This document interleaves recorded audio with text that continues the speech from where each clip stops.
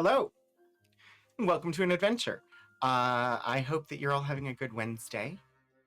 I think everything is set up and should be functional today, so hopefully, of course, will it even be a stream if there are not technical difficulties? Let me see. Let's see. Matt M33, it's good to see you. And hello, Hannah. It is good to see you as well. Um, after last week, I did spend a little bit of time uh, figuring out why the credits didn't work properly, and I think I have them working, so we'll try them out at the end of stream and see. But yeah, let's see. Today is the 11th of June. Wow. It's already like mid-June.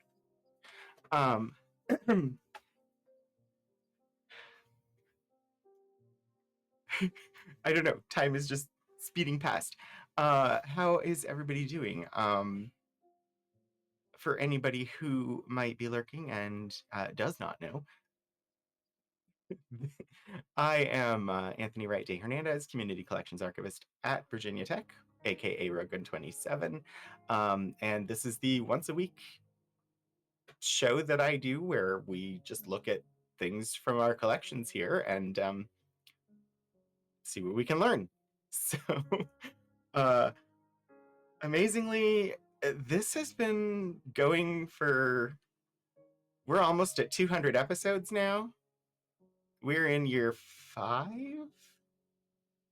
So I don't know how that happened. I'm doing pretty good. It's a bit warm in here, so you may get a little bit of fan noise because I have a desk fan. Like I have a fan blowing on me. Because yeah, it's a bit warm today, but hopefully it's not too bad. If it is, let me know. I can try putting it on the floor where it won't be as close to the microphone. Let's see. So since we are going to be looking at historical items that are owned by an institution, we just like to take a quick glance at the history of the institution before we get started. So let's do that now. Virginia Tech acknowledges that we live and work on the Tutelo and Monacan people's homeland, and we recognize their continued relationships with their lands and waterways. We further acknowledge that the Morrill Land Grant College Act of 1862 enabled the Commonwealth of Virginia to finance and found Virginia Tech through the forced removal of native nations from their lands in California and other areas in the West. Virginia Tech acknowledges that its Blacksburg campus sits partly on land that was previously the site of the Smithfield and Solitude plantations, owned by members of the Preston family. Between the 1770s and the 1860s, the Prestons and other local white families that owned parcels of what became Virginia Tech also owned hundreds of enslaved people. Enslaved Black people generated resources that financed Virginia Tech's predecessor institution, the Preston and Olin Institute, and they also worked on the construction of its building. As mentioned before, that is the shortened version. If you want the full version, you can find it by visiting that website. So, today we are going for our second dip into the James Dean collection. And so you may recall, I think it was back in April, the end of April maybe, that we first peeked at the James Dean collection, and we were looking at things related to Project Mercury, and for some reason I kept saying Gemini. This month we're actually looking at Gemini, so hopefully I get it right. But James Dean, not of sausage fame, not a singer. This James Dean, also not the one who was a dean of students here at Virginia Tech. This James Dean was born in Fall River, Massachusetts, and attended the Swain School of Design in New Bedford, Massachusetts, before playing a key role in the creation of the NASA art program. Let's make this a little bigger. He became the NASA Director of Films, Publications, and Television, then the founding director of the Fine Arts program at NASA from 1961 to 1974. And then he went on to serve as the curator of art at the National Air and Space Museum. I think we checked last month this statement about currently resides in Northern Virginia. I think we double checked and he has passed. And this just needs an update. Then it goes into a really lengthy biographical note about Michael Collins, who was one of the three on the Apollo 11 mission. We haven't quite gotten to the Apollo missions yet. And I'm guessing a significant portion of this collection deals with,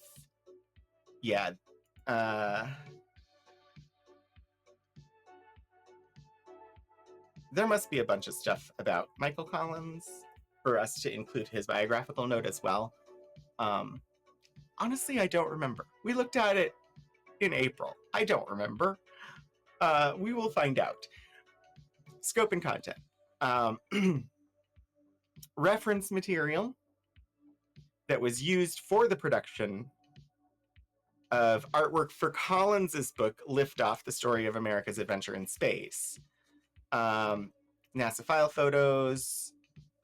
We have files from the 12 Gemini missions, the majority of Apollo missions, mostly Apollo 11, Space Lab, the Hubble telescope, the Space Shuttle missions, the Challenger accident, and other NASA-related subjects.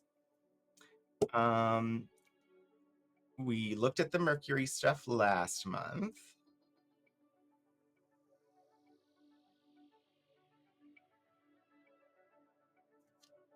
So we'll get to explore whatever's in here relating to Project Gemini this month. I'm going to try and not accidentally say Mercury, because last month I accidentally said Gemini every time.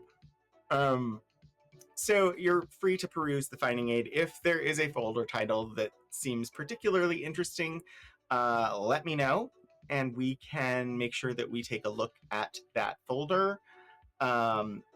Anything under here in Series 2, Project Gemini, I have.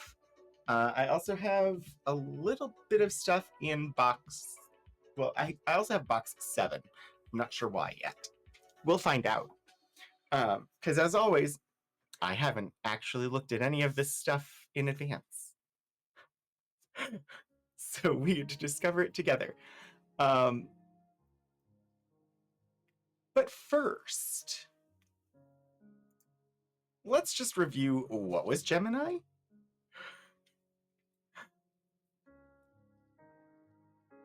Okay, I'm going to mispronounce it. And so I'm just going to shorten it. But hello, Gaucho. Welcome.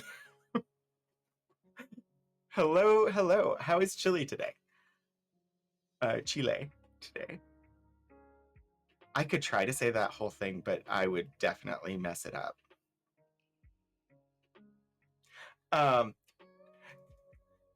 So Project Gemini,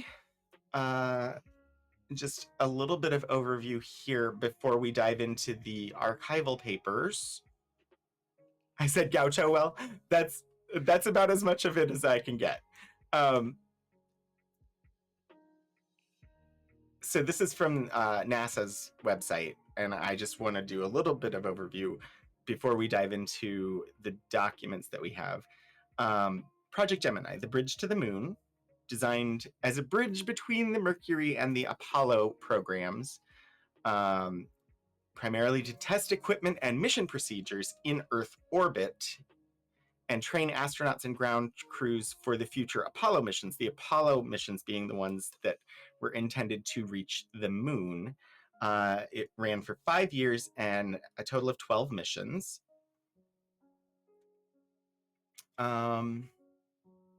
Okay, Gemini 1 was uncrewed orbital test.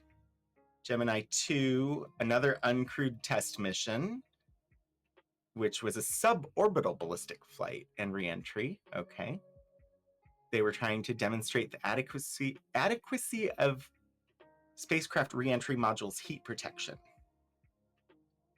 Gemini 3 was the first one with crew and had Gus Grissom and John Young.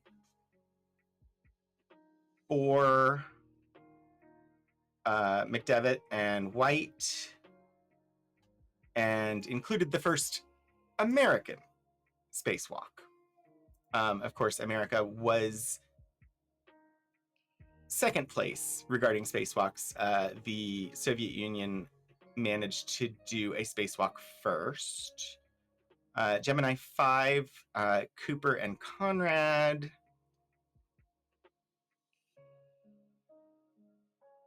6A. 6 and 7 are get a little complicated, especially regarding timing, because 7 actually launched before 6A. But that's because the intent of 6 was to rendezvous. Gemini 6 was supposed to rendezvous with an unmanned craft in orbit. But when they went to launch the unmanned craft, it blew up during launch. And they quickly retooled and launched Gemini 7. Gemini 7 was crewed by Borman and Lovell and was intended to, like, the purpose of 7 was to have a long duration in space and test the effects on the human body of the full 14 days that would be required for a trip to the moon. And so they launched 7 to begin that 14-day period, and then later launched 6 to do their mission to rendezvous, but had them rendezvous with Gemini 7 instead of with the uncrewed vehicle that blew up. 8 had Neil Armstrong and David Scott. I don't know what the mission for 8 was. 9A, Tom Stafford and Gene Cernan. I don't know why it's A. We can look into that for sure. 10, John Young and Michael Collins. 11, Conrad and Gordon. And then 12, it just says, was the 10th and final crewed flight of the Gemini series, which bridged the Mercury and Apollo programs. I assume if I click on these arrows, it will give us more information, but I just wanted a quick overview before we dive into the actual archival documents and see what we have. So we've got a sense of where we are. We're not even into the actual moonshot yet. We've gone from Project Mercury, which was how do we get people into space? Now we're in, okay, what happens to people in space? How do we get them back consistently? How long can they survive up there? And what can they do while they're there? That's the whole point of the Gemini missions, is figuring out what humans are capable of doing before trying to send them to the moon. So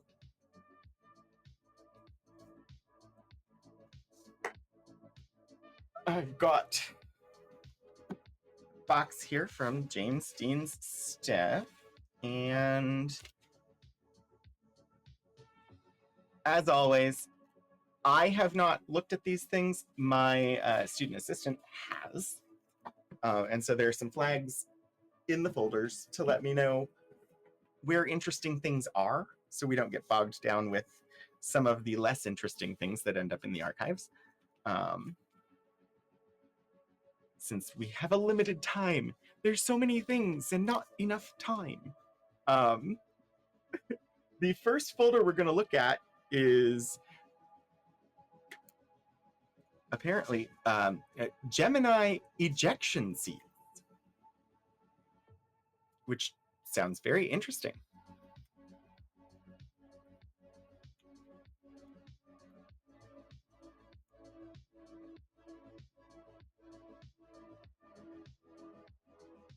Ooh, and congratulations, Matt M33, on being randomly selected as a VIP for the stream. Enjoy your digital gemstone and the ability to award pun points as well as fawns, which functions the same as the pun points, but using the keyword fawns instead. All right, let's dive in and see what we can find. So, as noted before, James Dean, this James Dean, was art director at NASA, and responsible for film, photography, illustrations, etc. We do have glossies in here, so I have a glove, 2x2 hands of blue.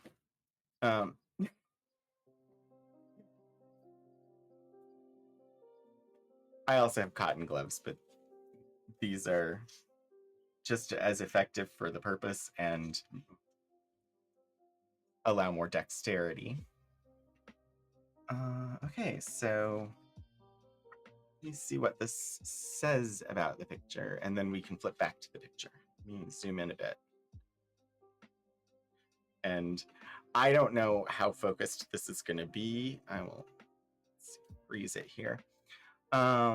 These are official NASA photographs, so they almost always have captions. Thankfully, the caption is on the back. June 27th, 1966. Kennedy Space Center, Florida. Gemini 10 astronaut John W. Young, command pilot for NASA's 3-day Earth orbital mission, undergoes a weight and balance check.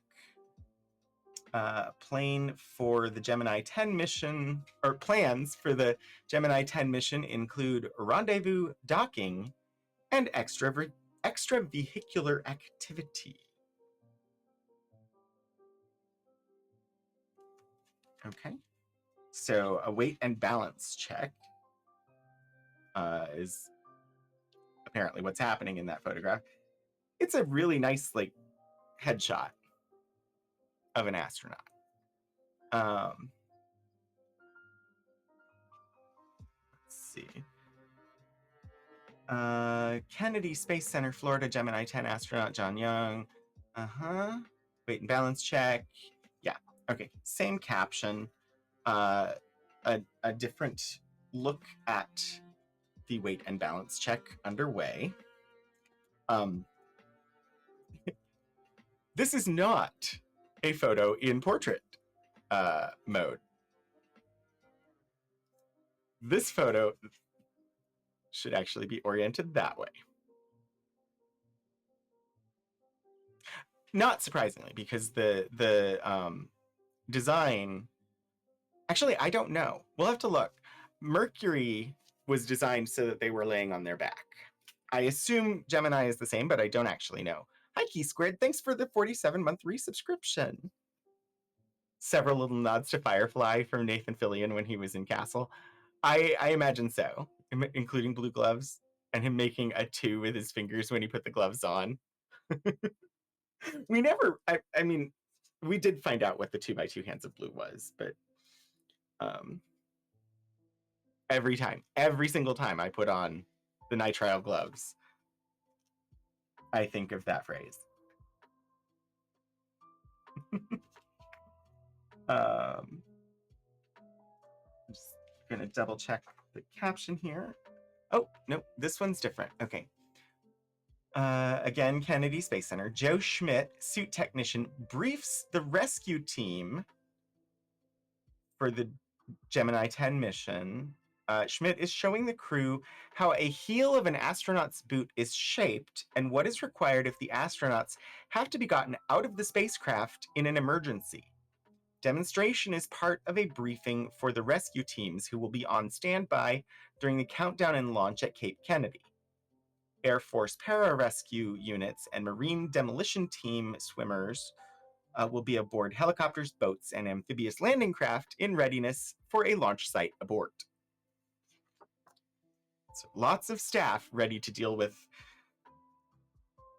things that might go wrong at launch. I'm sort of curious, like, given that explanation and how they're all, looking at the bottom of the spacesuit boot, I'm sort of curious what is unique about the shape of a spacesuit boot. I guess I never really thought about it, other than we know what the footprints looked like from the Apollo missions. We can't see it in this picture. Maybe we'll find out at some point.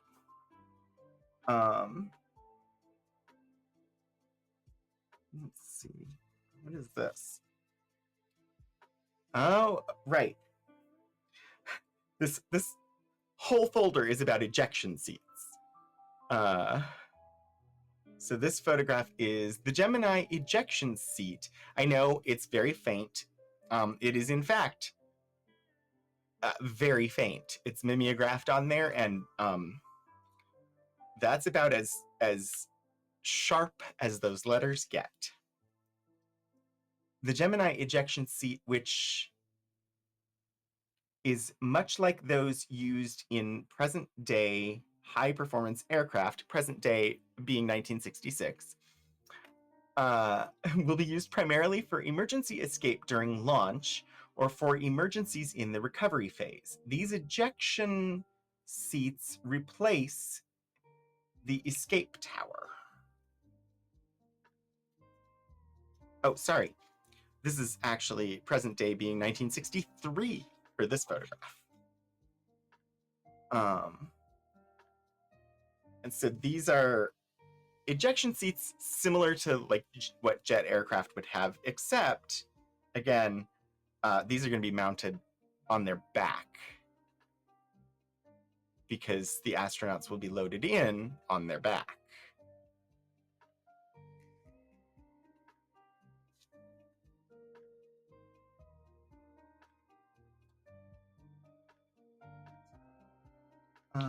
Ooh, this one's so much easier to read.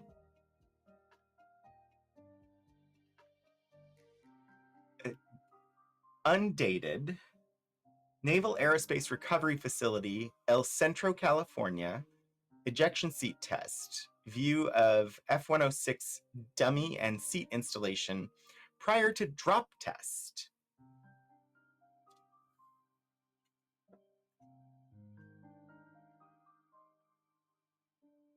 I mean, it's a literal crash test dummy. Although technically they're not testing a crash, but it is a crash test dummy being loaded in on an ejection seat.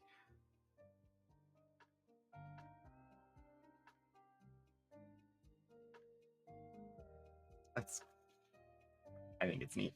Okay. And then we get into some original illustrations. Let's see. I don't know yet anything about them other than apparently they're drawing parachutes. Let's see what we got.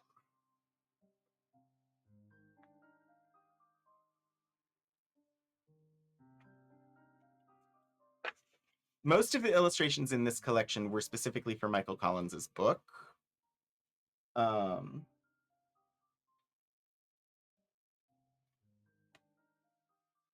But let's see what we can learn.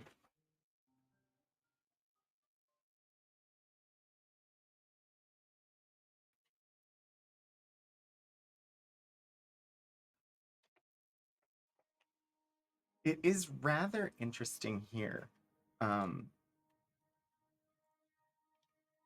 The detail of, I'm going to zoom in on it just because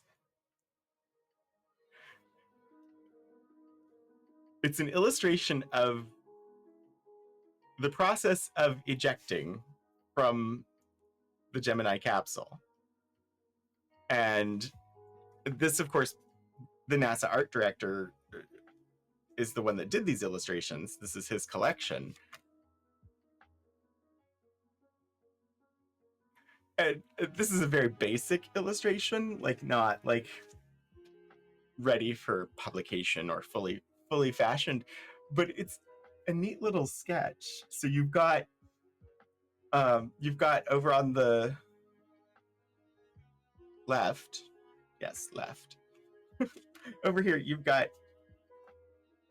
the launch vessel, like the rocket with the capsule on top of it, and you can see it's actively taking off. You've got the clouds, you've got the lines to indicate thrust behind it, but then you've also got the ejection happening, and you can see the little puffs of air, and then the seat,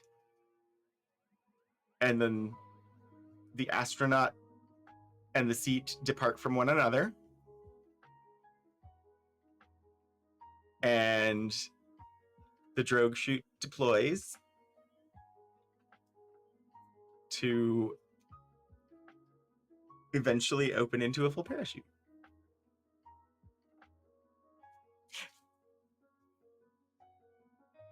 And if it functions as planned, that's not a bad plan. It's a really neat illustration, though. I love that it's a time lapse of the entire ejection process.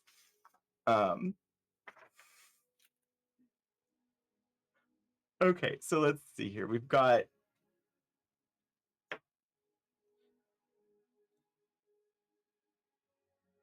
actual book illustration here of the ejection seat labeling parts.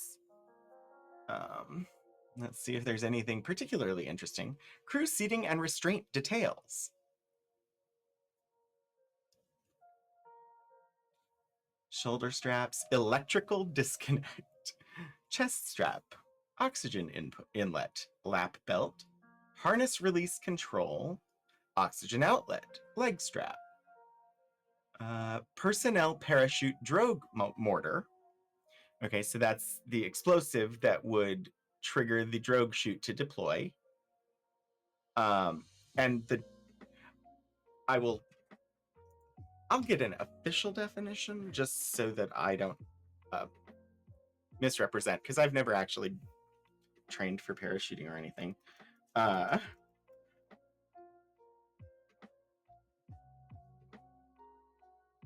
drogue chute, also called a drag chute, is a parachute designed for deployment from a rapidly moving object. It can be used for various purposes, such as to decrease speed, to provide control and stability, as a pilot parachute, to deploy a larger parachute, or a combination of these. The sense that I knew the term was the pilot parachute, where you get a tiny little parachute that pops out first, and then the full parachute deploys. And it looks like that was at least part of the intent of the drogue chute in this case. Upper catapult attachment, parachute risers, headrest, restraint straps, contoured backrest. We saw the seat design with Project Mercury, and it doesn't look like it's changed a whole lot. Survival gear, arm restraint, contoured seat, inertia reel control, ejection handle, foot stirrups, ejection sequence indicator, or initiator. Okay.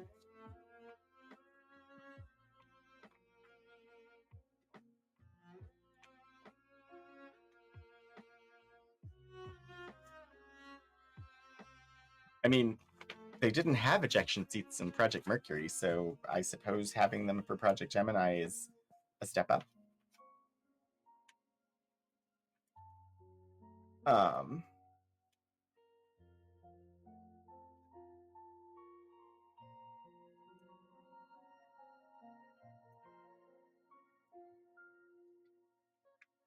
Sequence of operation. I'm just gonna look and see what else is in here.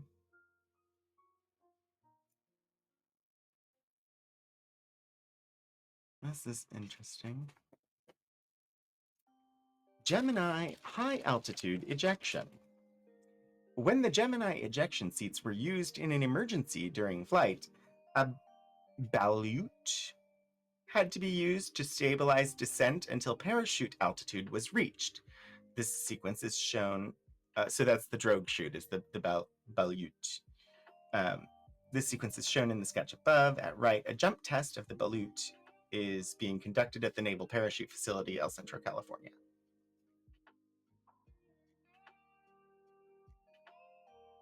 So the reason they have the balut is to stabilize descent until they reach the height where an actual parachute can be used. That's interesting.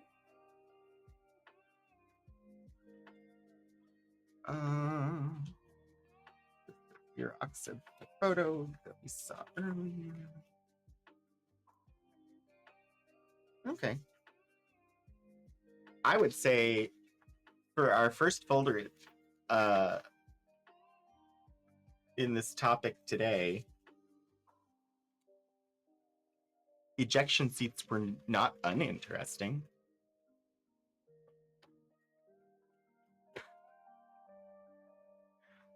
Okay. Next, I have Gemini technical specifications, articles, and charts. Don't know.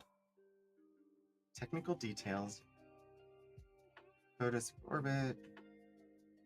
Ooh, we have diagrams of the control panel in here, apparently.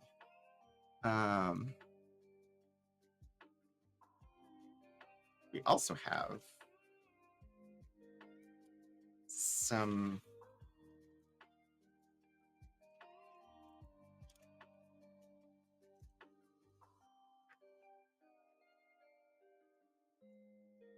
somewhat see-through paper illustrations. I'm uncertain yet what is specifically being illustrated, other than we've got the capsule there, but it looks like it's intended to convey movement over time. And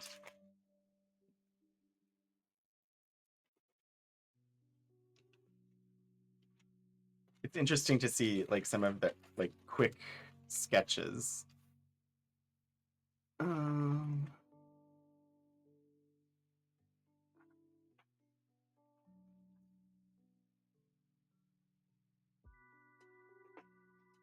Another very quick sketch. Looks like he was trying to just sort of get angles and shapes correct. All right. Let's see. I'm going to read the caption first, and then we'll revisit the photo. And again, mimeographed. So not super clear. Come on. Let's get as clear as we can, though. Autofocus. Come on. All right. Manned Spacecraft Center, Clear Lake, Texas. I knew it was Texas, but it took a minute to see it. An object requiring the Earth's... Wait. An object re-entering the Earth's atmosphere from space generates extremely high temperatures. These temperatures ignite the air and create a plasma sheath which surrounds the object and effectively eliminates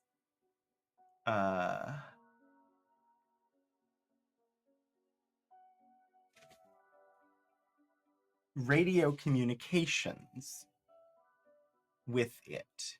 Project Mercury manned space flights suffered loss of telemetry and voice communications during re-entry. Research has developed a method for restoring radio communications during this period. It has been determined that injecting fluid into the ionized plasma will decrease the amount of ionization to a level where communications are possible. I was unaware of this. Let's... The technique has been successful for objects with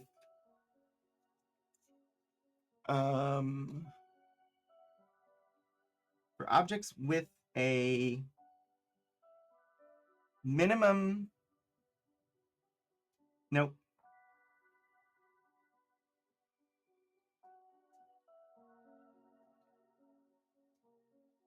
With a maximum nose diameter of 8 inches and at velocities up to approximately 18,000 feet per second, 12,270 miles per hour. This experiment is designed to establish whether the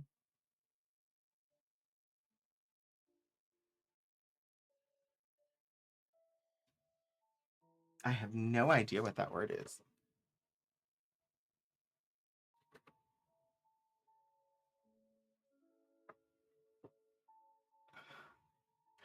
I don't know. Whether the nose technique can be, I think it says nose, I'm not sure. It can be applied to a large, blunt, high-velocity vehicle. The experiment was designed by NASA Langley Research Center, Hampton, Virginia, and is sponsored by the NASA Office of Advanced Research and Technology. Okay.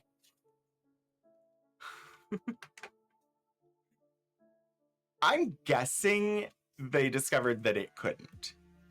Because if initial testing, they had success, but only with objects that had a maximum nose diameter of 8 inches. I'm guessing it did not end up being effective because we know that there's a loss of signal during reentry. Shockwave. So this is before fluid injection. But then if you do, apparently during fluid injection, it removes some of the ionized plasma from the envelope around the vessel, opening the possibility of communication. That's rather interesting. Something I had not ever encountered.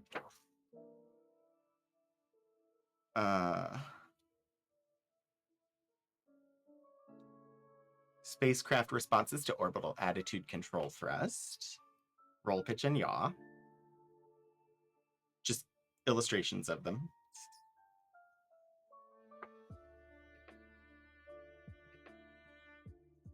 This is an illustration of the docking system. The Agena, the docking adapter vehicle, that is in Gemini 8. The Agena was Gemini 6. It was the Agena that was being launched and broke up during launch that required them to launch 7 before 6.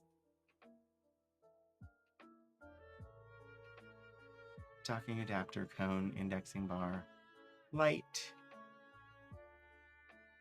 Ooh. Structural design criteria.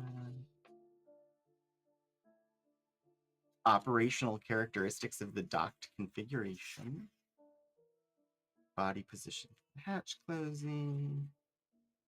A couple of very grainy photographs from space. We've definitely got better ones in our collections.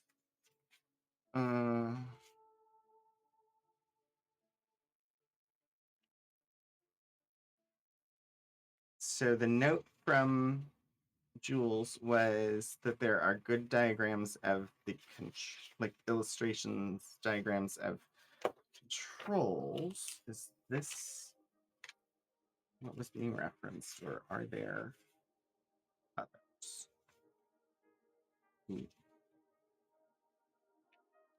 It's funny. I'm less interested in the things that were clearly part of published materials than I am in the original illustrations, but we do have the crew station displays, controls, and furnishings. We've looked at one of these before. I don't know. I don't think it was for Gemini, but you can sort of get a glimpse of... They had a lot of controls. That being said, they... like modern aircraft have a lot of controls too. Like a lot of these would have become more advanced, less manual over time. Although, for a long period of time, NASA sort of stuck to switches and dials because there was less chance of something going wrong. I know, like, recent missions from some of the commercial spaceflight ventures have started to implement things like touchscreens. And I know that those were like digital controls were more possible, not necessarily at the Gemini stage, but they were possible, but ultimately less reliable than a switch you can flip. Because a switch you can flip, if it doesn't work, you can take it apart and potentially fix it. If it's a digital control circuit, it's much harder to troubleshoot if something physical fails. I don't know that I have the glossary for this, so they're all numbered, but I don't have the key to it in here because it wasn't the point of this folder, really.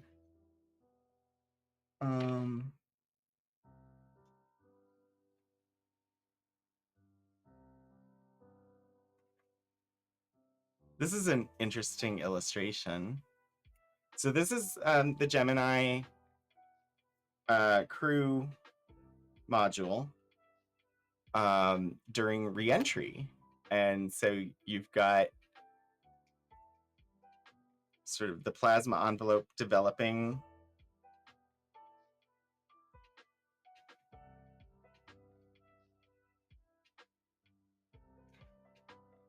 The label at the bottom just says Gemini Gen period lift ? So it was an illustration that was being done for Collins's book, and apparently had not been fully decided on yet, which is fine. But I liked that illustration. I thought it was nice. This one doesn't have a label. Not 100% certain what exactly. I think this is docking. Yes. Okay, so this is in space. And it's the Gemini rendezvousing with the Agena. So you've got the Earth below, space up here. This is the Gemini, and then this would be the Agena that they're... So large craft, it's got like solar arrays, and they're approaching to rendezvous or dock with it. Huh. Yeah.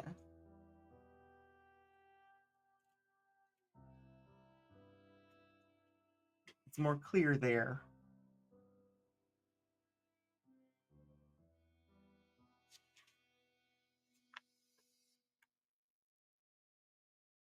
Illustration of an orbital path.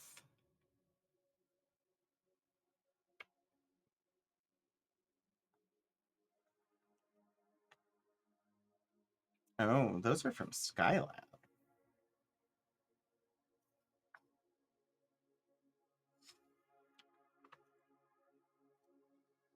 I don't know why they're in the Gemini folders, but it's fine. We won't move them because respect to fonts, which I talked about last week. We keep things where they were. This one is just, the folder is labeled Angry Alligator, which that is certainly a fun description. I will pause it with the image on screen and see if I can find the caption to read.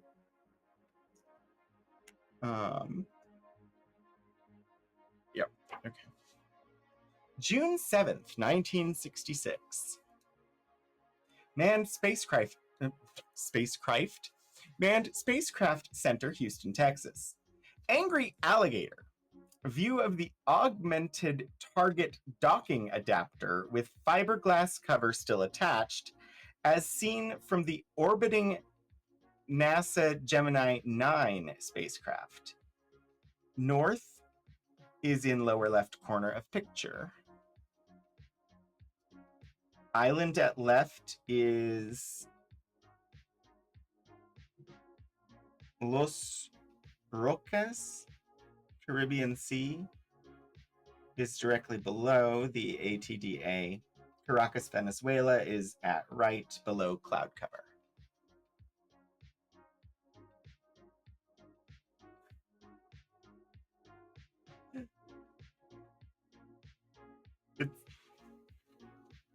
I just love that they've decided to name it the Angry Alligator.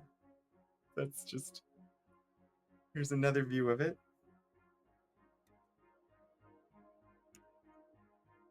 Oh, I'll see if I can read this. Manned Spacecraft Center, Houston, Texas. Angry Alligator. Close-up view of the augmented target docking adapter. As seen, yep. From the Gemini 9 spacecraft, fiberglass cover yawns open around the docking end of the adapter. Thomas Stafford, Gemini 9 command pilot, described the ATDA in this condition as an angry alligator. So now we know who named it. Thomas Stafford, the astronaut, gave it its nickname of Angry Alligator.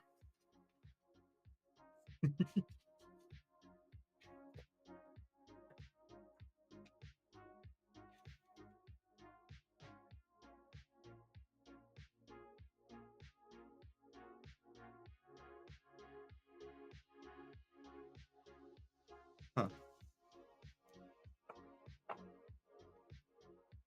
That one's kind of interesting. I don't know much about the, like, I'd never heard of the Angry Alligator before, but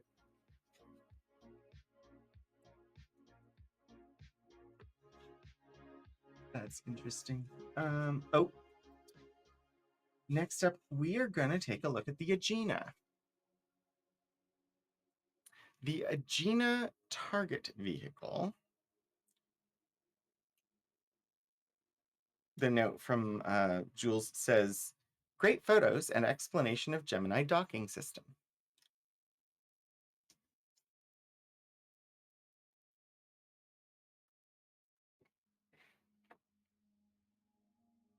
Okay.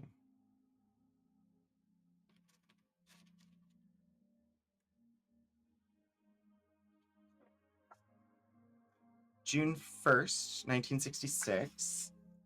Artist's concept of the NASA Gemini 9A spacecraft containing astronauts Thomas Stafford and Eugene Cernan closing for docking exercise with the ATDA foreground.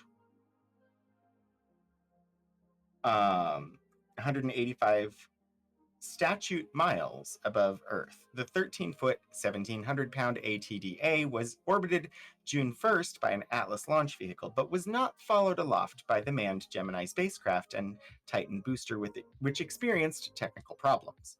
Project officials have rescheduled the Gemini 9 mission for June 3rd, during which time the astronauts will practice rendezvous and docking maneuvers with the ATDA, and Cernan will perform a 2.5-hour extravehicular activity exercise.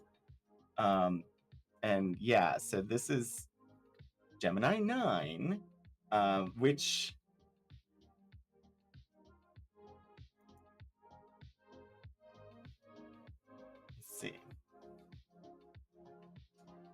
Primary mission was to demonstrate rendezvous techniques and docking with a target vehicle to simulate maneuvers to be carried out on future Apollo missions. 2 was an EVA spacewalk to test the astronaut maneuvering unit. And 3 was precision landing capability. Scientific objectives included obtaining zodiacal light and airglow horizon photographs. 2 micrometeorite studies were to be carried out, and there were also 1 medical and 2 technological experiments.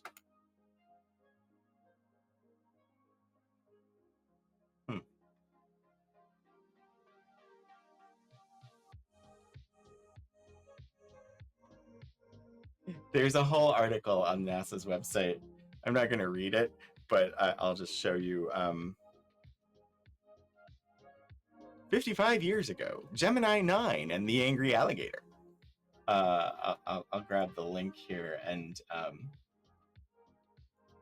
just drop it in chat if anybody wants to follow up and learn more.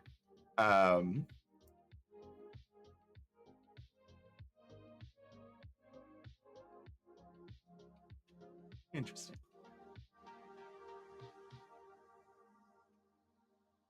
Okay.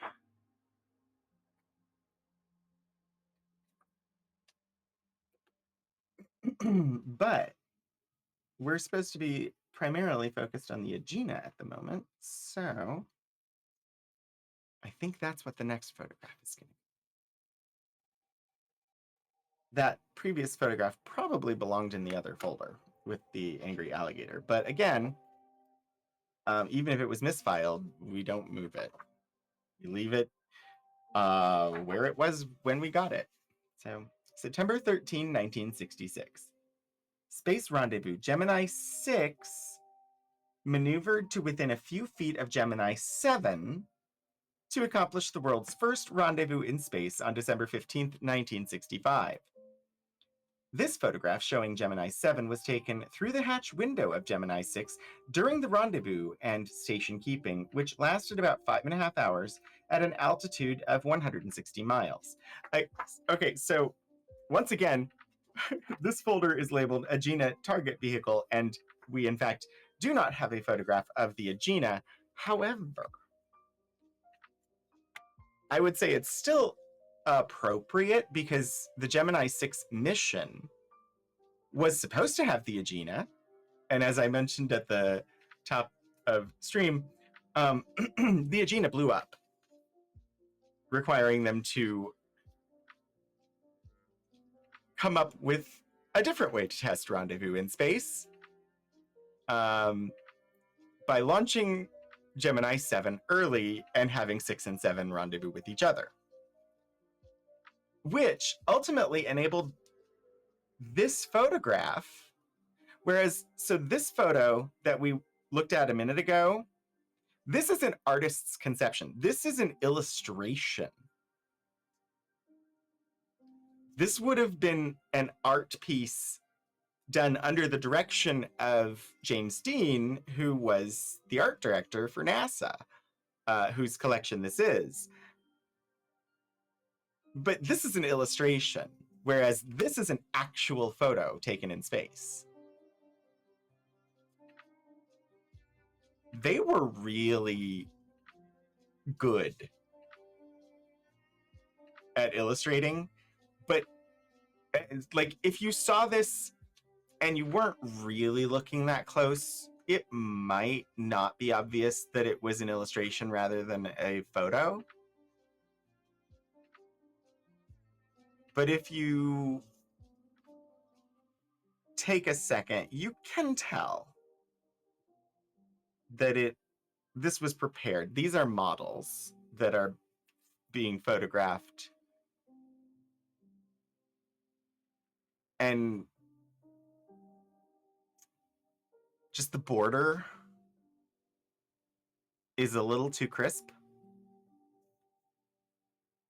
Whereas the actual photograph, the border between the Earth in the background and the spacecraft isn't quite as crisp. But otherwise,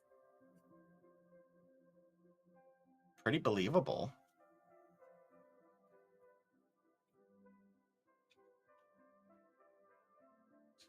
Let's see, the next photo.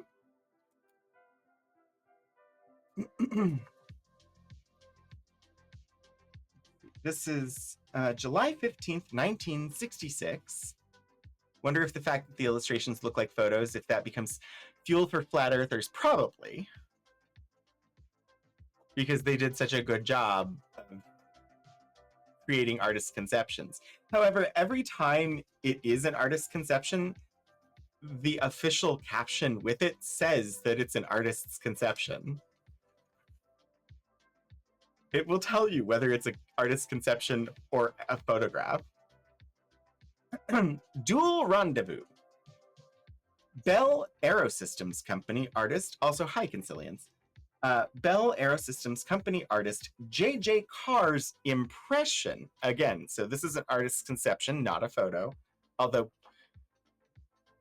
technically a photo, because again, this artist's conception in the 60s, these artist conceptions would have been done with scale models that were set up and photographed. So a photo, but it's an artist's conception rather than a photo of something happening in real time. Impression of the Gemini 10 dual rendezvous in space between the Gemini spacecraft, its own Agena target vehicle, and the Agena target vehicle, which was launched March 16 for the Gemini 8 mission. Oh, indeed, they are. Thanks for the heads up, Hannah. Yep. We'll actually pop over to the Be Right Back screen and return in a couple of minutes after the ads have cleared. So I'll see you shortly.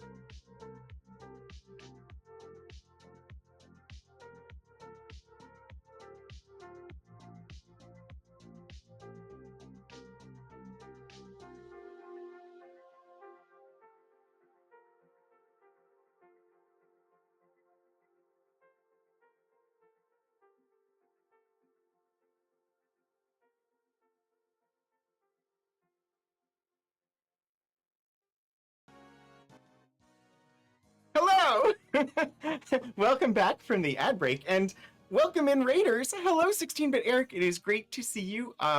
I hope that you had a great stream, and welcome in Whimsies.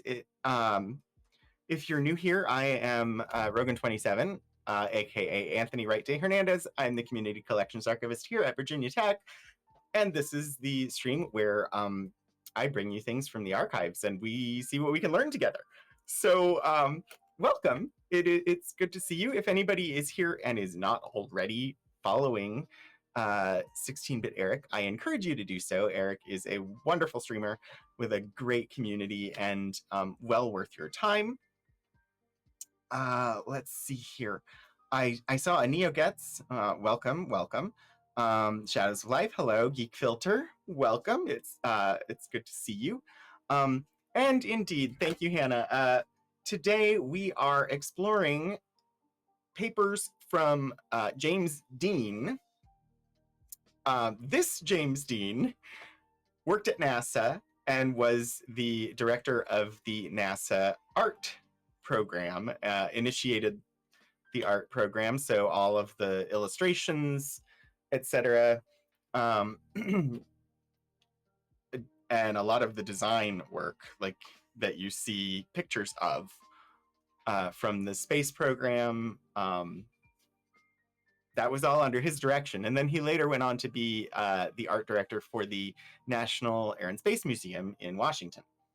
And today, the materials that we're focused on are his items from Project Gemini. And so Project Gemini, if you're unfamiliar, it was basically the second NASA project following Project Mercury, which we talked about end of April. So Mercury was focused on how do we get people into space? Can we get people into space? Gemini was, okay, we got people into space. How long can they stay up there? What are they capable of doing while they're up there? How do we get, like, once they're there, how do they navigate? How do they get from point A to point B? How do we bring them back? Like, it was a bridge between Mercury and Apollo. Apollo being the actual moonshot missions. And so Gemini was primarily to test equipment and procedures and train astronauts and ground crews. It lasted for 5 years and had 12 missions. And earlier in the stream, we looked at the design of the ejection seats for the Gemini missions. I've already forgotten everything we looked at. Some technical specifications. We had a look at the angry alligator, which was the nickname given to one of the unmanned space vehicles by one of the astronauts.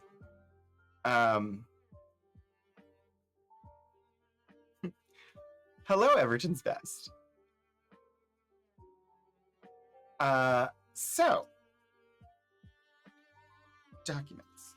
I was on the wrong screen. I was very confused for a second. Now, the folder we're looking at specifically has is focused on the Agena target vehicle. So we have yet to fully go into what the heck was the Agena. But we have an official NASA photograph. There are quite a few in here, which I'm okay with, since this was the art director and all of these photographs would have been part of his like bailiwick. Hi, Castaborus. Happy Wednesday to you. Okay, I will show you briefly. This is what the caption on the back looks like. It's mimeographed. It's very faint. I will do my best to read it, but While I do so, I will pause the camera so that you just have the picture in front of you. Your grandfather worked for Lockheed. You grew up with all these photos around the house. I love, like, they're really good photos. Like, even apart from this stuff, just as wallpapers for my computer, I generally have pictures from the NASA Page a Day or NASA Image of the Day, like, website. One of the things I love about these is that they all had actual, like, official captions. So we know what they are. And if for some reason we don't have the caption, usually they are identified with a number and you can do a search and find the caption. All right, this one is October 6th, 1966. Manned Spacecraft Center, Houston, Texas. Gemini 11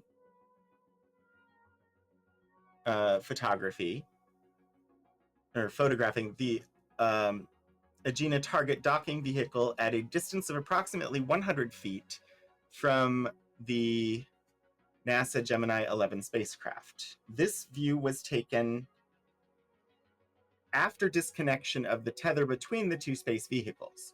Crew members for the Gemini 11 mission were astronauts Charles Cernan, command pilot, and Richard F. Gordon, pilot. Yes, every archivist's dream. People who index and date all of their documents. Honestly, that would be amazing, but really just, if you have photos, write names on them. Write dates on them. Maybe say what people are doing. They're much more interesting in the future if you know who, what, where, and when. And if you want to throw in why and how, those are good questions as well. I won't die. I will take a self-care. I know, all of the digital photos, at least those we get usually have some metadata. So at minimum, you generally know when it was taken and where it was taken. Ooh, the best things to write on the back of 80s to 90s photo paper, as far as what to write with. I will say a ballpoint pen works. However, it will cause an indentation on the back. Generally, a permanent marker like a Sharpie works really well on the back of 80s, 90s photo paper. It generally doesn't bleed through, and now they do fine tip Sharpie, so you can get that, and that is generally going to be softer. It depends on how hard you write. You can do a ballpoint for sure, and not, as long as you don't press too hard. You can also use pencil, although the back of that photo paper tends to be a little bit slick, and pencil can be really difficult to get it to stay. So ballpoint is okay. Honestly, a felt tip pen or a permanent marker are probably going to be the easiest to actually get them to write on it. And they're also not going to rub off once they dry. So, also, hi, Obi. Ooh, stickers. Yeah, stickers would work. However, I will note that long-term adhesives dry out and crumble. And then the stickers become separated from the item they were stuck to. Hi, Sterling. Archival ink, great option, Castaborus. I was giving options of what will work. Archival ink would be wonderful. But other things work. You can use everyday stuff. You can, honestly, whatever will write on it and has a reasonable chance of remaining on it. If you pull out a pencil and try to write on the back of it, you're going to have to press really hard or go over it a number of times before you'll even be able to see the marks you made. But we'd rather have something there than nothing. And while archival ink would be wonderful, it's your picture. Write on it with whatever you want. And then if it gets archived in the future, we'll deal with that. Supposed to last and do last is different. Great to listen to while you literally process archival collections. I say supposed to and do are different, specifically because if you look at the history of digital media, especially compact discs and DVDs, they were marketed as methods for long-term storage of files with guarantees, like sold with guarantees that it would keep your data for 20 years or more. But the actual expected lifespan of data still being accessible on an optical disc, like a CD, is about 10 years, maybe. And so if you pull a CD that's been well cared for and well stored, not scratched, hasn't been sitting in the sun, like actually been cared for, if you grab one from the like mid-19 or early 1990s, let's say, you might be able to get the data off of it.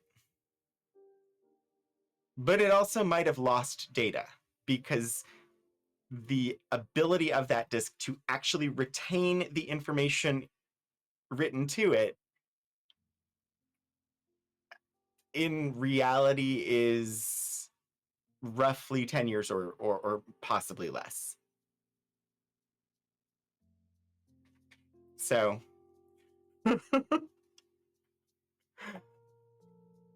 you've been getting data off of CDs from about 2003, had about an 80% success rate. Yeah, it was just interesting that they were really heavily marketed as these are long-term storage, and they're not long-term storage. Can't stop those cosmic ray bit flips. Yeah. I have a bunch of like audio CDs. I don't have the gem cases for them anymore. They're in a like binder, but I haven't tried to play them recently, and I don't know how playable they still are. You lost all the files from when you worked on the Windows Vista website, which now apparently is part of an entire movement of design. Interesting. I'm going to... Oh, Frucher Arrow. I'll have to look into that. I'm not familiar with that actual design movement, but I'm not surprised that Vista... So things end up being sources of nostalgia, and retro design is definitely a thing. New Apple OS that was just announced looks an awful lot. Quite possibly, yeah. So the photo that's on the screen right now, July 15th, 1966. This one, as noted in the caption, artist's conception of the rendezvous and docking maneuver in space when the two-man NASA Gemini spacecraft mates with the Agena target vehicle. Textron's Bell Aeronautics Company builds the 16,000-pound thrust Agena liquid rocket engine for the target vehicle at Wright, as well as a twin-module secondary propulsion system which fits snugly astride the Agena's aft rack. The secondary propulsion system orients the propellant in the tanks of the Agena vehicle and adjusts its orbit. So we were chatting earlier about the difference between actual photographs from space and artists' conceptions, and the fact that when it is an artist's conception, the official NASA caption says so. I'm glancing ahead to see, because I want to see if there's anything in this folder specifically about the Agena target vehicle from Gemini 6. Most of this seems to be later.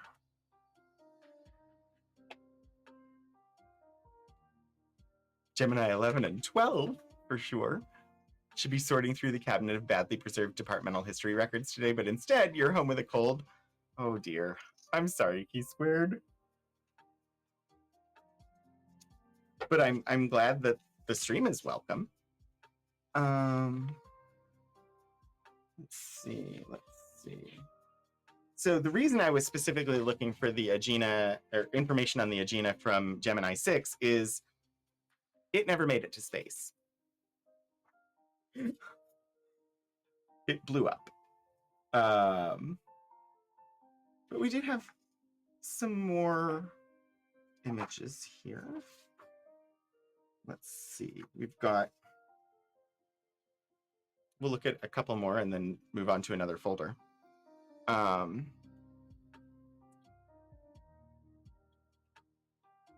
This one, June 1st, 1966, Cape Kennedy, Florida, the Augmented Target Docking Adapter, ATDA, sits atop the Atlas launch vehicle prior to liftoff at Complex 14. Purpose of the launch is to insert the ATDA vehicle into a near circular orbit of 162 statute miles. The ATDA is 13 foot long, weighs 1,700 pounds, and does not contain a propulsion system for space maneuvering with the docked NASA Gemini spacecraft. Again, this one is not in the right folder, but we don't reorganize, so it's where, like, it's co-located with the materials that it was in a folder with when we got it. But this is the ATDA. This isn't the Agena. The ATDA should have been in the previous folder, the Angry Alligator. Because this is the ATDA, which was nicknamed the Angry Alligator by one of the astronauts.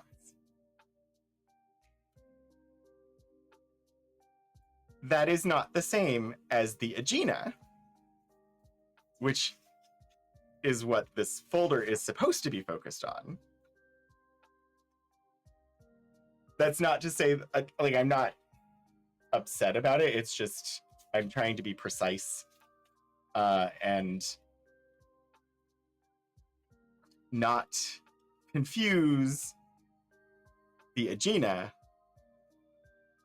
with the ATDA. They are two different vehicles, and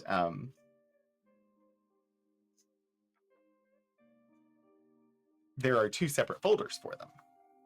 And yet, oh, you remember the Angry Alligator photo? Or one very much like it? I think it's really interesting. I had not previously encountered the Angry Alligator. Yeah, this is just another photo of that ATDA from June of 66. Anyway, the reason why I was looking specifically for stuff on the Agena from Gemini 6 is because it blew up at launch, and that changed Gemini 6 and 7.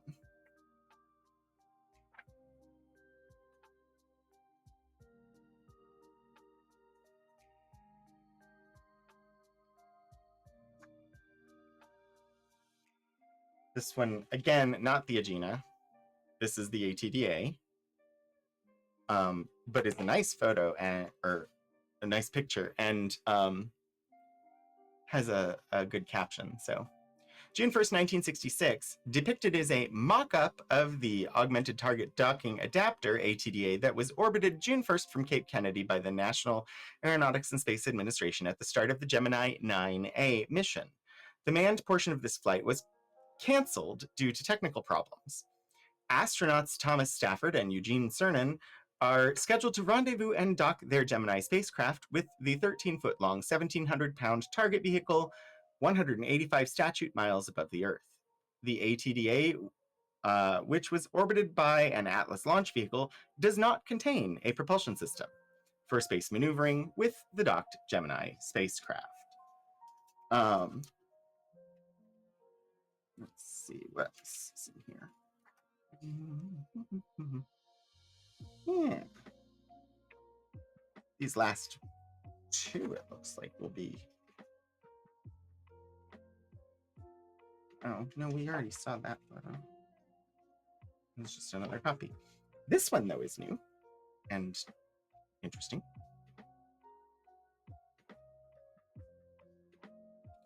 Seems very dark. Like, there's not a lot of detail. So let's see what the description says, so we understand what we're looking at. July 19th, 1966. Manned Spacecraft Center, Houston, Texas. Gemini 10 Agena docking. View through command pilot's hatch window on the Gemini 10 spacecraft moments before docking was accomplished with the Agena target vehicle. Crew members for the NASA Gemini 10 mission were astronauts John Young, command pilot, and Michael Collins, pilot. Yes, same Gene Cernan. Just like Michael Collins that's mentioned here was the same Michael Collins that was on the Apollo 11 mission with Neil Armstrong, and like, yeah, they were involved well before. Oh, more lighting and detail. I will grab that link even though it got deleted. I don't know if it will let me though. Let me try. See, I can still see it, even though, yeah, links by default are just not. You have to ask first, but it's fine. Let me. Yeah, that is definitely the same photo with a lot more detail.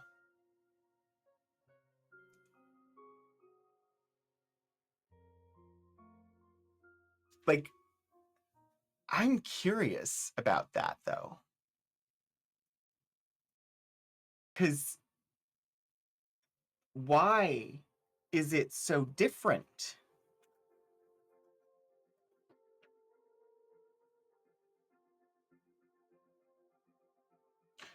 Is it just because of how they were printing the photo that we end up with this black and white versus this very detailed color photograph? Or is this an enhanced photograph in some way?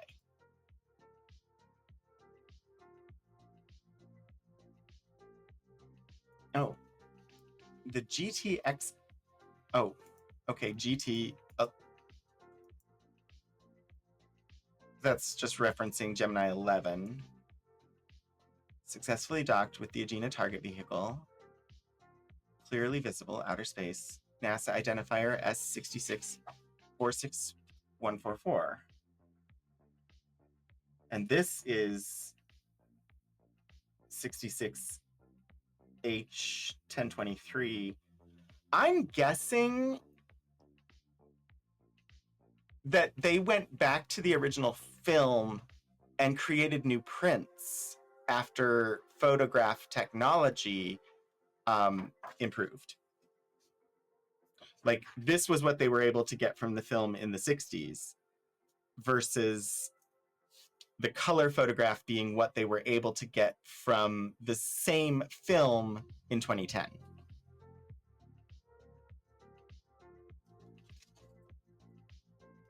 Raw. Oh, that people have enhanced. See, I think it's probably more like a remaster. Like when you do like a video remaster and you go back on old films that were actually filmed using film and they do a remaster, they go back to the original film and basically do a reprint of it.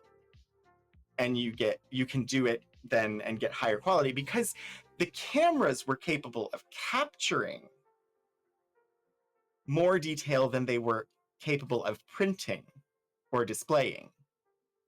And so a lot of older items, older things can be enhanced. Also, there are technical means of enhancing to increase the resolution of stuff. So you can take an older film and sort of enhance it into like an HD version, which they did a lot of. True fidelity, forget high. But yeah, you took some photos from Mercury and made them look amazing just by auto balancing in Photoshop. Yeah, so some of the image processing that we have today wasn't really possible without exorbitant cost and a lot of time. So being able to revisit and create new versions of those photos is really interesting. This appears to be about the Titan II rocket, which would have been the launch vehicle for the Gemini missions. So most of the original illustrations that are going to be in this set of papers,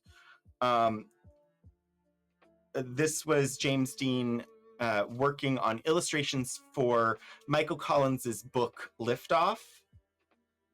Michael Collins, if you're unfamiliar, there were 3 astronauts on Apollo 11. Neil Armstrong, who is quite famous for being the first man to step on the moon. Buzz Aldrin, who was in the lunar descent, or like the lunar lander in the Eagle with Neil Armstrong. But there was also Michael Collins, who stayed in the lunar orbiter while Armstrong and Aldrin descended to the moon's surface. And Michael Collins circled around the backside of the moon while in orbit and became the most alone human ever during the period of time when he was circuiting on the opposite side of the moon and had 0 contact with the Earth because communications were cut off. And we actually have his papers here at Virginia Tech. So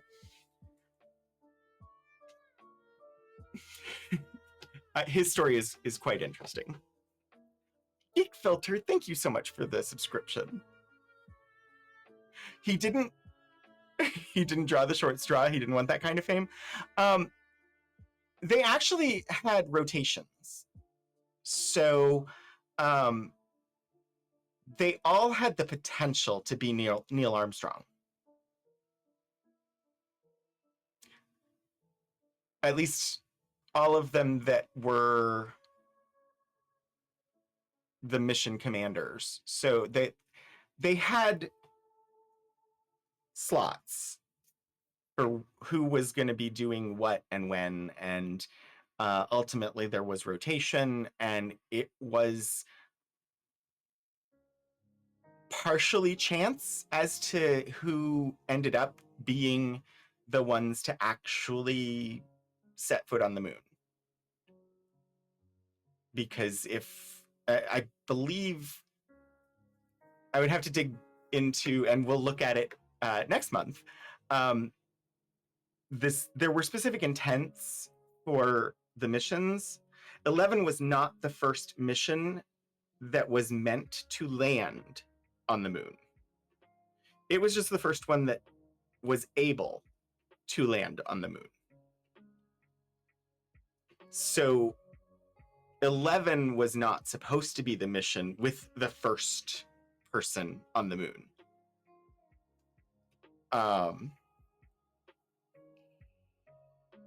Yeah, we'll dig into that when we look at the stuff from Apollo next time. So the Titan II rocket, this is... Oh, I paused the image because sometimes the camera can get wobbly. I love being able to pause the picture behind me. July 18th, 1966, Kennedy Space Center, Florida. The National Aeronautics and Space Administration launched a two-stage Titan II Gemini launch vehicle and the Gemini 10 spacecraft at 5:20 p.m. Eastern Standard Time, July 18th, 1966, from Complex 19, Cape Kennedy, Florida. Astronauts for the 3-day Earth orbital mission, John W. Young, command pilot, and Michael Collins, pilot, will rendezvous and dock with the Agena target vehicle launched earlier today from Complex 14 by an Atlas launch vehicle, and with the Gemini 8 Agena launched March 16, 1966. During the mission, Collins will conduct extravehicular activities. The small line hanging from the left side of the launch vehicle is a propellant tank pressurization vent line. The 1-inch diameter line broke before it disconnected during liftoff and flew with the vehicle and had no effect on the performance. Lines of this type supply gaseous nitrogen to pressurize the fuel and oxidizer tanks of each stage during the final portion of the countdown. Once the engines start, an onboard system continues the pressure supply.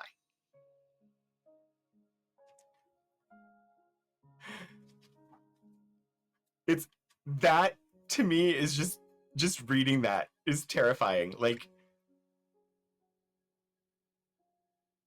thankfully it didn't affect anything and they managed to go up and come back safely, but given things that have happened and some of the disasters that NASA dealt with,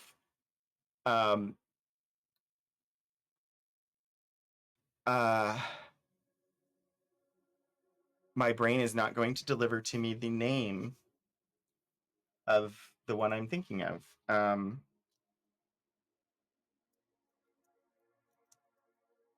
on one second. Because the only name that's coming to my mind right now is Challenger, and it's not the right one. Discovery?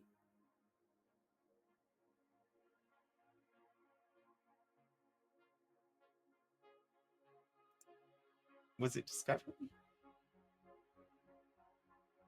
Or...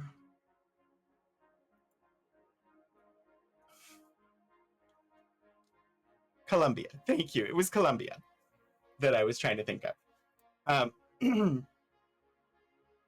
The Space Shuttle Columbia burned up on re-entry because a piece of foam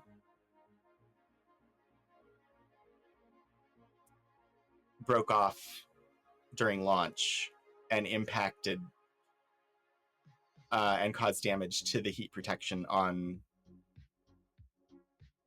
the shuttle. And it was foam that was designed and intended to break off during launch. Like, but it impacted with such velocity, relative velocity, that it caused significant damage and ultimately the loss of the shuttle. You had one of those tiles, they were super fragile.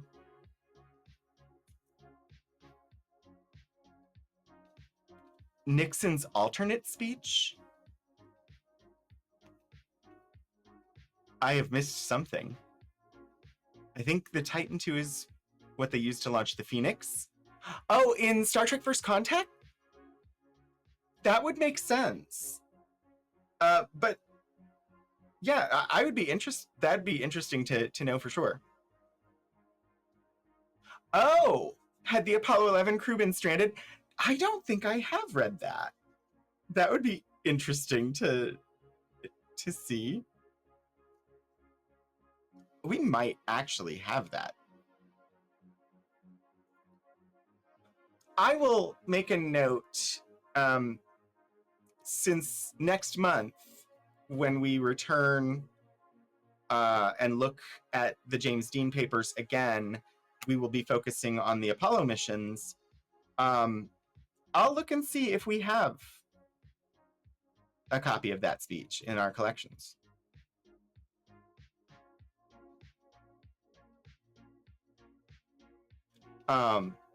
Also, like, we probably can do, we will eventually.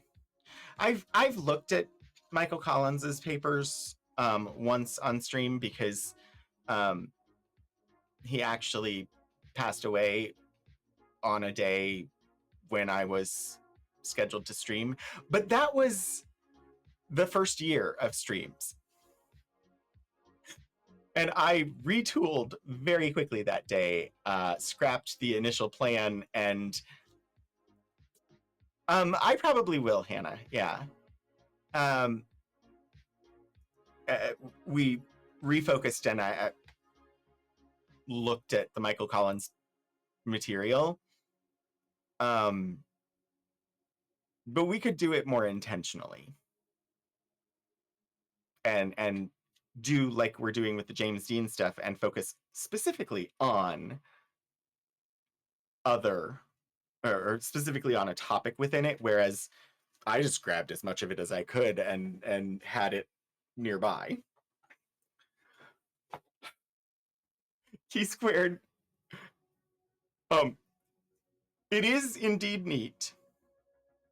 But also I read that and my brain said, I remember when we did the exhibit for the 50th anniversary of Apollo 11, which just made me think, oh boy, I've been here that long. I've been here longer than that, but and yeah, I don't even remember how those are set up, but congratulations on Key Squared and Hannah on your ranking up in viewership ranks to junior archives assistant and archives assistant. I think I can manually fix those at some point and actually like just assign them, but I don't actually know. Yeah, time is broken. Let's see. In fact, time is broken. And as always, there are too many things and not enough time. So I'm gonna try. We might actually look at all of the folders today, even if we don't look at all of the things. This folder is, oh, the Gemini Paraglider system? I say with a question mark in my voice, because say what now?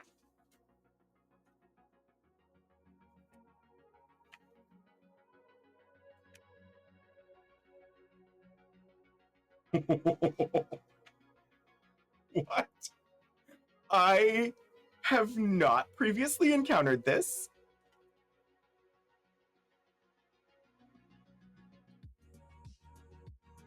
If you go to moondisaster.org, there's a deep fake recreation of the alt moon speech used as a teaching moment to teach people about media literacy.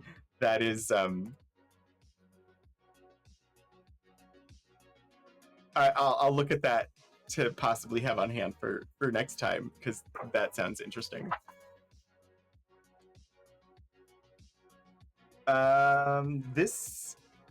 There's not much to the caption on the back. There's not even a date.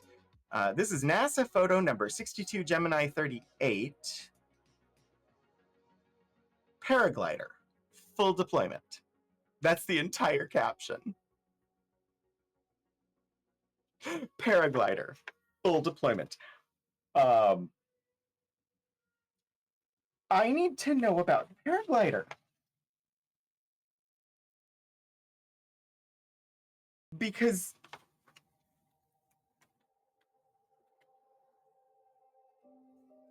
I do not know about the paraglider.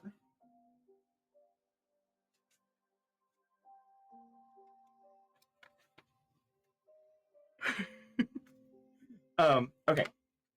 So we do have, there are some really, really bad photocopies of NASA file photos. I do not have the originals here. And I don't have the captions for them. So I'm assuming these are also artist's conceptions. And then we have the Gemini parachute landing sequence. You'll stop responding to every photo, but oh, we have papers from one of the people that was trying to develop the jetpack for use. Like, they initially thought they would use a jetpack to get around on the moon. Sadly, there's not a lot of photography or like images to look at in that collection. And there's honestly not a ton about that project itself, but we do have the papers from the engineer that one of the engineers that was working on that project, which gave me an excuse to talk about that project for a while in one of the streams. So this Gemini parachute landing sequence, this is more familiar, right? This is what we expect when we're talking about the Mercury, Gemini, and Apollo missions and how they got back to Earth. Parachute deploys, and they land in the water. So that's why I'm so intrigued by Paraglider. Because, say what now?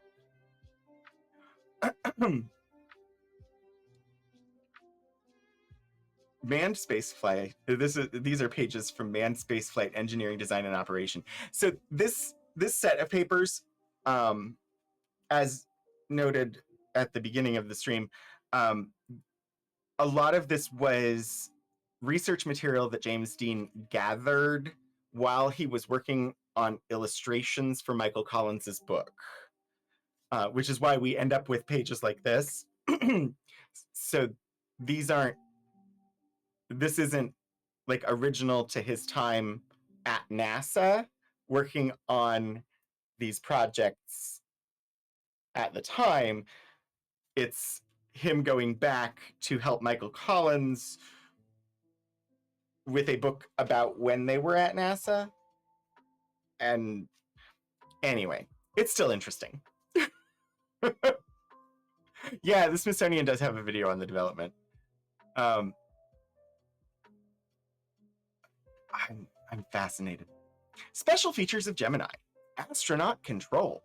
One of the most important differences in design philosophy between Mercury and Gemini has been greater reliance on the astronauts to control the Gemini spacecraft. This has been made possible not only by having redundancy in equipment, a common practice in Mercury, but also by having two pilots. Manual control, as opposed to complete automatic control, was selected to increase reliability by simplifying sequencing. The automatic abort modes in Mercury, for example, are very complicated and have caused the loss of complete spacecraft in the early developmental unmanned flights. In each instance, had a man been aboard, he could have manually salvaged the situation. The Atlas was so instrumented that it would automatically abort the Mercury spacecraft if any one of a number of malfunctions was sensed in the launch vehicle. If a malfunction occurred, the propellants used in Atlas would react rapidly, causing a violent explosion. The storable propellants of the Gemini launch vehicle react more slowly and allow more time for pilot action. In Gemini, a launch vehicle malfunction activates lights and gauges on the instrument panel, and the astronauts exercise judgment as to the seriousness of the situation and the best procedure to follow during any special circumstances. With this sort of system, more than one cue can be used to verify an abort situation. Simulations reveal that in many cases, much reliance is placed on the audio kinesthetic cues for this purpose. These cues are not only very reliable, but instill confidence in the pilots in the validity of the systems when they're checked by this means. Okay. Their ejection seats. There were a few other differences. Mercury used an escape rocket that lifts the entire spacecraft, whereas Gemini uses ejection seats, which was the first thing we looked at on stream today. There are advantages and disadvantages to both systems. The escape tower is only available up to staging. The ejection seats not only provide a substitute for a reserve parachute, but also provide an escape mode both early in flight and on landing. Ejection seats were favored because they are consistent with the modular concept. They were really only made possible by the fact that there is no problem from blast pressures in the event of deflagration of the propellant used in the Gemini launch vehicle. Okay. Another important design concept is retain a flexible universal spacecraft configuration, modular design,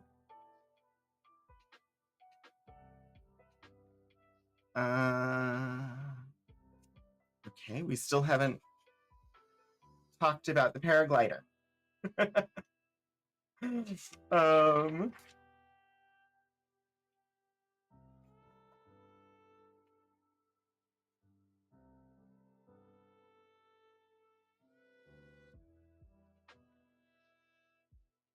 Okay.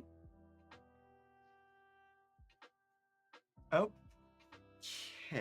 I'm going to read the paragraph that leads into this because I'm curious and I want to learn.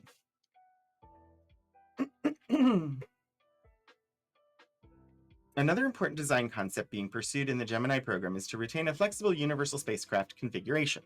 This effort is greatly facilitated by the modular design for the systems. In the Mercury program, much effort and money were spent in changing among unmanned, heavily instrumented, simulated man, chimpanzee manned, 3 and 6 orbit, and 1-day configurations. In the Gemini program, mission variations are accommodated simply by replacing specialized modules. In the adapter particularly, the modular arrangement provides for mission flexibility, except for the outer adapter. I don't know if it might make sense, but I don't actually know. Except for the outer adapter concept. I don't think that is actually the paragraph that leads into that page, but it's what I have. Paraglider was started by NACA in 1951, so it went back a long way. In less than 3 weeks, contracts had been awarded to all 3 companies before the end of June. Yeah, this is definitely, that page does not lead into this page. I don't know why it's in here. For the end of June, the design study formally became phase 1 of the Paraglider development program. James Chamberlain, Chief Engineering Division, Space Task Group, briefed Gilruth and Lowe and Disher on McDonnell's advanced. Yeah. Sorry, the reason these pages are in here is not for the text. They're in here for the illustrations because he needed references for doing illustrations for the book. So I don't know, because the focus for these papers is not on why and how Paraglider, but on what it looked like. But it's still really cool. Figure 5, the deployment of the Mercury Paraglider proposed by North American after Phase 1 of the Paraglider Development Program. North American Aviation Incorporated, Space and Information Systems Division, Paraglider Development Program, Phase 1, Final Report, August 15th, 1961. Release a pilot chute to stabilize capsule at 42,000 feet. So that's the drogue chute, which they still end up with. Paraglider ejection completed and begin inflation at 25,000 feet. Inflation to 22 psi G? Pounds per square inch.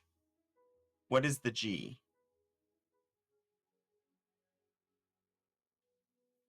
7 seconds at 24,000 feet. Ablative shield opened. Release pilot chute and release trailing edge cables. Development looks like it has so many possible failure points. Yeah. Full inflation to 25 psig. Aft cables fully extended. Central keel cable held taut. I will say, however, I'm going to finish this and then I'll say it. Capsule swings close.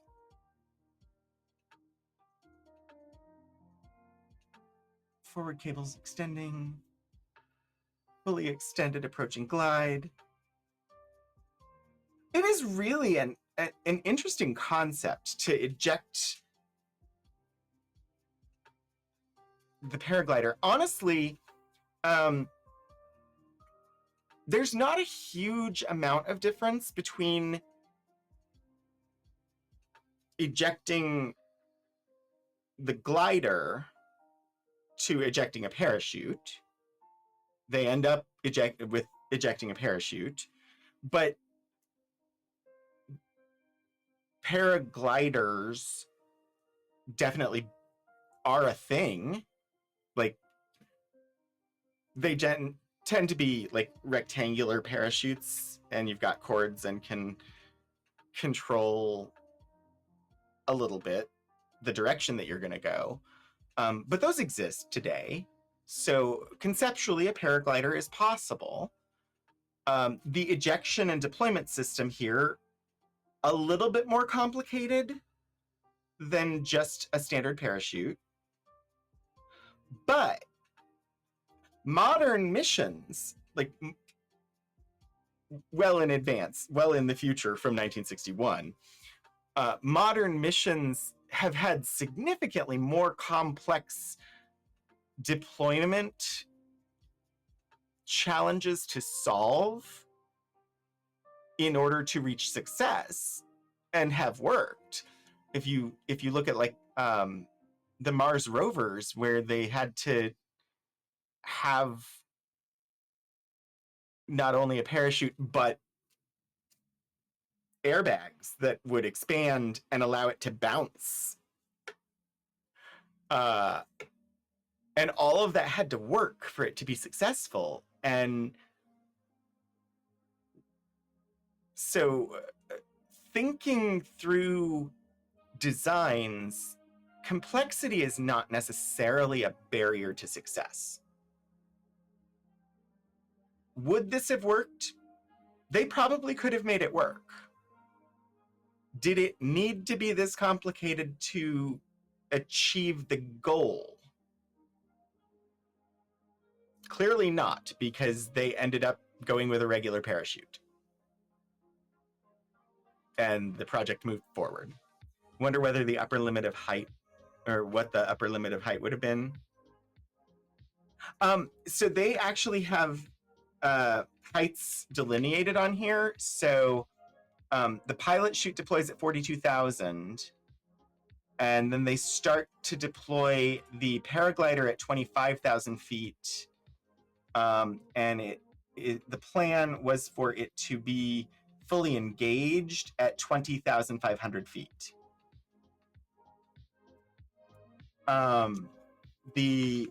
Whereas the regular parachute sequence, the drogue chute deploys at 50,000 feet, and then they actually don't get the full parachute deployment until 10,600 feet. So the paraglider actually would have deployed about 10,000 feet higher than the parachute would.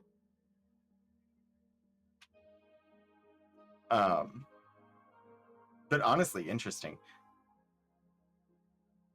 And they did make a full-scale model of the paraglider, apparently.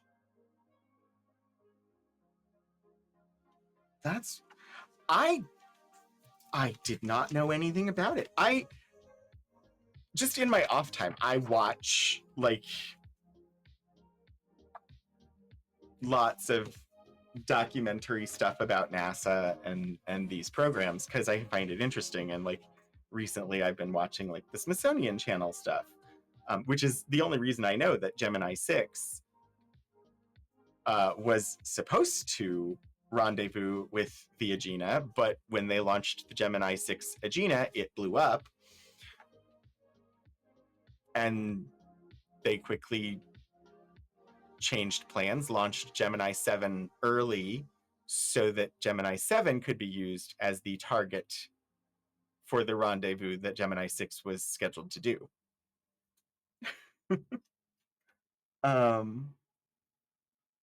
Illustration of space junk. What is this? This is just, final illustrations of Gemini module.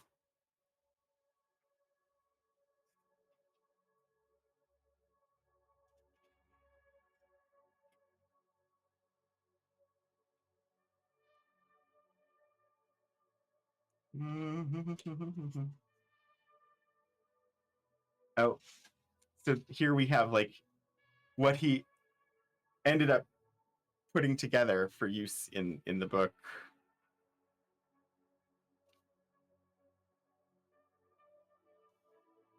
I'm sure he worked on or supervised people that worked on, so was familiar with like the initial design concepts, but I think this is really cool. We're not going to do another ad break. No. Oh, well, it started anyway. So, oops. I apologize to the people who can't hear me, who may be getting ads.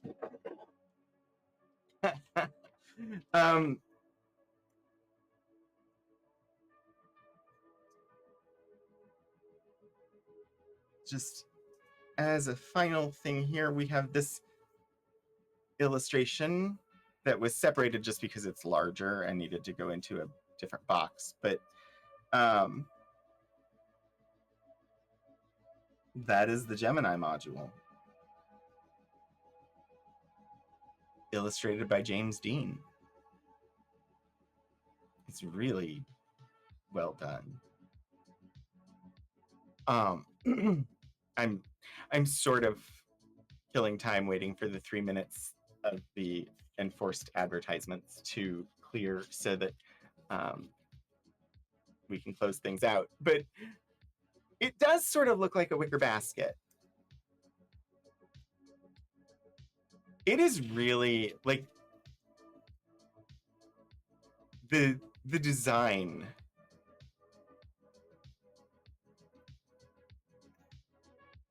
It's somewhat unbelievable. It's just fascinating that they were able to make these things work. Space cornucopia. I love that the illustration here, you've got faces. I'm gonna zoom in so you can see the faces. in the windows.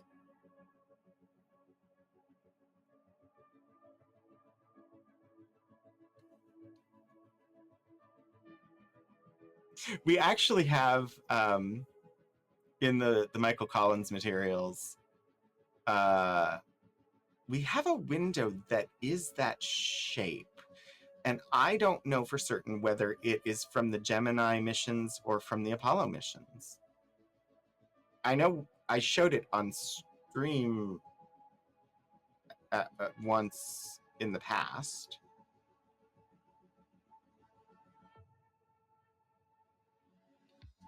But we definitely have a window from one of the vehicles. I think it must have been a Gemini one. I don't know.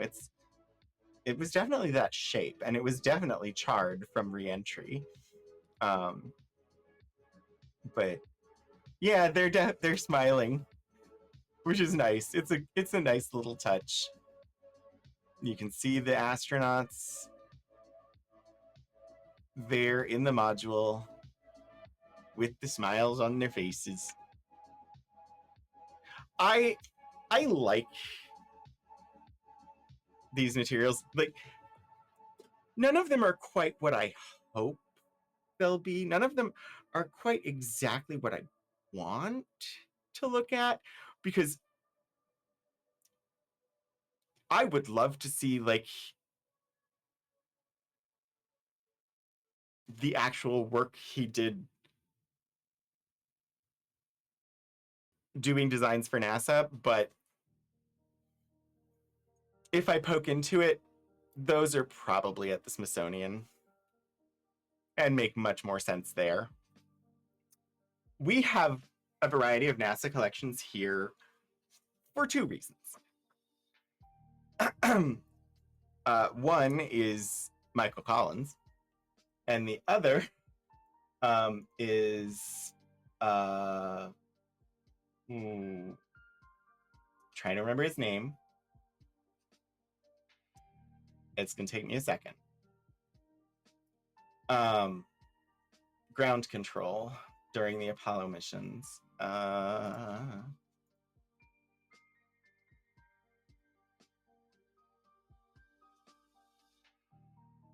As soon as I see his name, I'll remember who I'm trying to find. But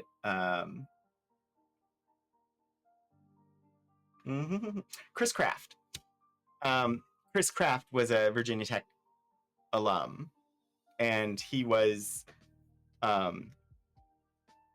actually was ground control for Apollo 11. And as a Virginia Tech alum, he decided to donate his papers here and encouraged lots of people that he worked with at NASA to also give their papers here. And so that's how we ended up with James Dean and Michael Collins and Marjorie Rhodes Townsend, and like all of these NASA papers that we have is because Chris Kraft advocated to people, telling them to give their materials here. And I'm thankful that he did, because I enjoy working with them. Anyway, sadly, we are a little bit over time, and so I need to wind down the stream and get us moving toward the end of the program. Fingers crossed that the credits work properly, because I worked on them. And so, hey, look, it's me. Thank you very much, Jules, for your work helping to prepare the episode. Sadly, it did not work. Apparently, I have more troubleshooting to do, because something is not work.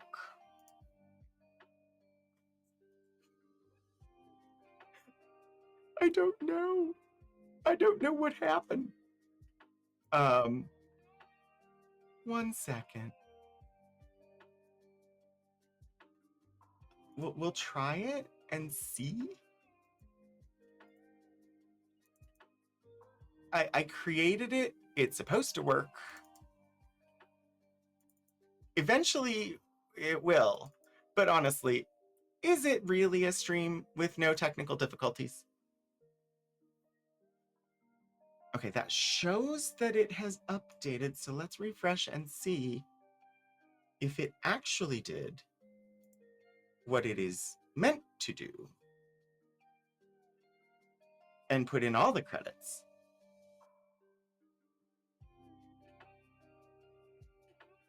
Nope, it did not. I don't know. I will return to troubleshooting that tomorrow. So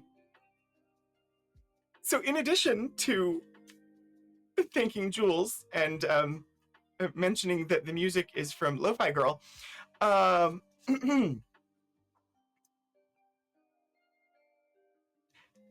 let's also say thank you for the follow. Try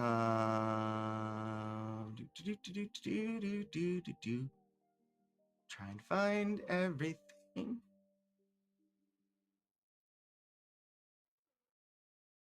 Well, thank you for the resubscription, Key Squared. Thank you, 16-bit Eric, for the raid. Thank you, Everton Best, for the follow. Thank you, Shadows of Life, for the bit. Thank you, Geek Filter, for the subscription.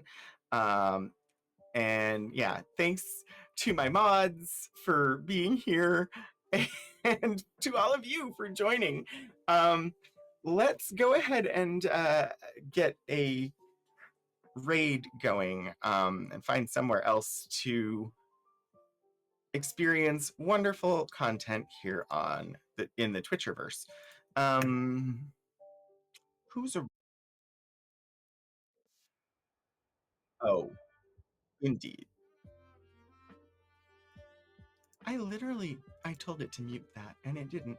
We're gonna pop on over to Paleontologizing, who is Danny is currently on Dinosaur Dig day 12. And Paleontologizing is a lovely streamer, and we'll head over for some great educational content. So I will set up that raid and invite you to join. Sadly, I am only able to raid that channel from my personal channel, which is the Rogan27 channel. So for those of you, if anybody is watching on the VTUL Studios channel, I'm unfortunately not able to raid Paleontologizing, and so you'll be heading over to the Monterey Bay Aquarium, also a lovely stream. Thank you so much, everybody, for joining me. I hope that I'll see all of you again soon. And until I do, keep exploring history.